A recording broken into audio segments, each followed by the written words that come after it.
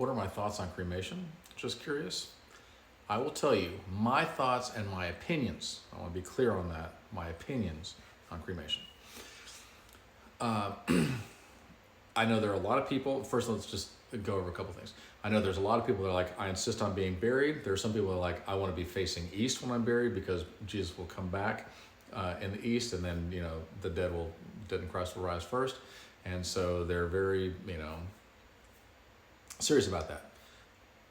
If that's what you believe, good for you, right? I'm all for it. I'm not going to step on your toes at all. If you're wondering what I believe that when I'm done with this body, it's absolute garbage to me, okay? I don't care what you do with my body. When I'm gone, I'm gonna get a new body. Now, somehow, and I don't understand how, I know that God is gonna take our old body, or our soul, or whatever in the world, and bring us up and give us a new body. Now, everything that is broken will be repaired. We'll have good teeth and good hair and good skin and all the things, right? We will be repaired. Now,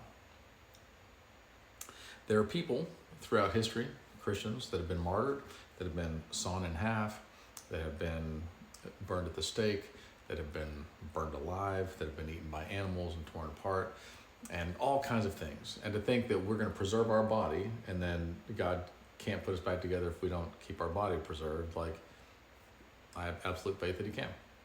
And cremation is a whole lot less expensive and a lot less burdensome on my family. And although I can't afford it, I could afford whatever kind of funeral I wanted to or whatever, I still don't want to put that on them. So in my will, it says, I want to be cremated, take my ashes. You don't have to put them in an urn or anything like that. You put them in a coffee can. I couldn't care less. Go to the redwood forest, because it gives them an opportunity to take a trip, and hopefully it'll be beautiful, and then find a beautiful place and then let me go. Like, I'm not here anymore, right? I would want you to be happy after I'm gone. It also says in my will, that everything goes to my 2 kids. I love them dearly, and I don't want you guys to fight over this, because it's just stuff and it doesn't matter and it won't last forever and it won't matter. So just treat it well, be responsible with it. But if you're not, I still love you and it's still yours.